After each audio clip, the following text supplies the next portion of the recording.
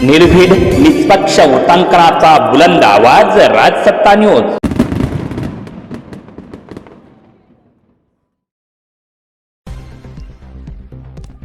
अखेर पुणे नाशिक रेल्वेचा प्रश्न जो आहे तो दिल्ली दरबारी। Nashik Pune semi high speed railway मूळ मार्गानेच व्हावी। बाळासाहेब थोरात यांची केंद्रीय रेल्वे मंत्री अश्विनी वैष्णव यांच्याशी सविस्तर चर्चा व निवेदन देखील दिले।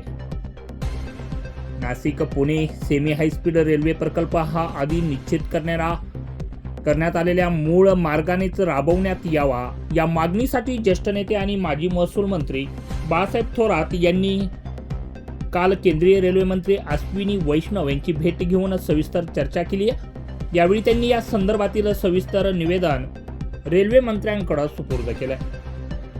नाशिक सिन्नर अकोले संगमनेर नारायणगाव राजगुरुनगर चाकण मार्गे पुणे अशी पूर्वी निश्चित करण्यात आलेली नाशिक पुणे सेमी हायस्पीड रेल्वेची मूळ अलाइनमेंट भौगोलिक, तांत्रिक आणि आर्थिकदृष्ट्या अत्यंत योग्य असल्याचं बाळासाहेब थोरात यांनी स्पष्ट केलंय। या भेटीत बोलताना बाळासाहेब थोरात यांनी म्हटलं आहे की हा मूळ मार्ग जो आहे केवळ रेल्वे प्रकल्प नसून उत्तर महाराष्ट्र, पश्चिम महाराष्ट्र तसेच नाशिक आणि पुणे महानगर क्षेत्रांच्या सर्वांगीण विकासाचा कणा आहे।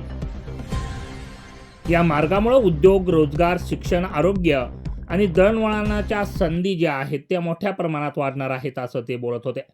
बघूयात। मी माननीय रेल्वे मंत्र्यांना भेटलो, श्री वैष्णव यांना, त्यांना माझी भूमिका समजून सांगितली की जो गोल्डन ट्रायंगल आहे नाशिक पुणे मुंबई, हा एक गोल्डन ट्रायंगल आहे। पुणे नाशिक मुंबई असा जर पाहिला तर एक त्याला सुवर्ण त्रिकोण म्हटलं जातं। त्याचं नैसर्गिकरित्या जर रेल्वे करायची ठरली तर कशी केली पाहिजे? सरळ पद्धतीने केली पाहिजे, तो ट्रायंगलच झाला पाहिजे।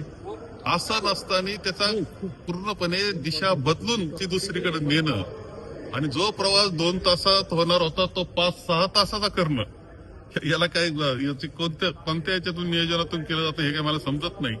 आणि हे सगळे यापूर्वी मान्यता ज्यावेळेस घेतली, कॅबिनेटमध्ये आमचा ठराव झाला, आमचा स्टेटचा वाटा देण्याचं ठरवलं आम्ही, हे सगळं झालेलं आहे। एवढंच नाही तर 400 कोटी जवळपास हे कॉम्पेन्सेशन सुद्धा वाटून झालेलं आहे शेतकऱ्यांना।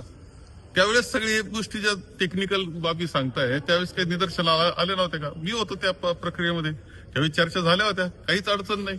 अनेक देशांमध्ये हे जे आहेत म्हणजे तिथे जे आर्मीचं केंद्र असे तर खूप ठिकाणी आहेत, अनेक देशांमध्ये आहे। आता प्रॉब्लेम राहिले नाही ते, परंतु का असं केलं जातंय हे समजत नाही। आणि हे अत्यंत दुर्दैवी आमच्या विभागाच्या दृष्टीनं, म्हणजे संगमनेर, अकोला आणि सगळ्याच नगर जिल्ह्याच्या दृष्टीनं, इव्हन ही मी म्हणतो ही रेल्वे जी आहे जुनी ही संगमनेर अकोल्यातून जाणारी, ही तर पूर्णपणे सगळ्या विभागाला मदत करणारी आहे, शिर्डी आणि विमानतळाच्या जवळून जाणारी आहे। असं असताना हा बदल का करतायत हे समजत नाही आणि खूप दूरगामी परिणाम आमच्यावर होणार आहे। कनेक्टिव्हिटीचा मोठा प्रॉब्लेम होणार आहे। माझं मत असं की अजून त्यांनी विचार करावा विनंती केली, त्यांनी मला समजून सांगण्याचा प्रयत्न केला, परंतु त्यावर ते माझंही म्हणणं त्यांना पटत होतं। ते म्हटले मी पुन्हा आम्ही काही गोष्टीचा अभ्यास करतो आणि त्यातून मार्ग काढू। काय कारण असू शकेल असं बदलण्यामागचं राजकीय कारण? ते जे सांगतात जुन्नरला जे केंद्र आहे म्हणजे सॅटेलाइटचं केंद्र आहे दूरसंचारचं, त्याच्यावर परिणाम होईल त्यांच्या संदेशवहनावर असं त्यांचं म्हणणं आहे। परंतु ही चर्चा मी महसूल मंत्री असताना ज्यावेळेस रेल्वेचं प्रपोजल आलं, अनेक वेळा चर्चा सर्व अधिकाऱ्यांशी मी केलेल्या होत्या, त्यावेळेस ही अडचण नाही असं सांगितलं गेलं होतं। आताच कशी अडचण येते? याचा अर्थ काय, हेतू काय हेच समजत नाही आणि इतकं चुकीच्या पद्धतीनं तो मार्ग ठरवला जातोय। हे आमच्या विभागाच्या दृष्टीनं अनेक वर्षाकरता ते दुर्दैवी गोष्ट घडते आहे। त्यांनी आश्वासन दिलंय आम्ही म्हटले पुन्हा एकदा मी बारकावे तपासतो, मार्ग काढण्याचा प्रयत्न आम्ही करू। सर, याच्यामध्ये एक मुद्दा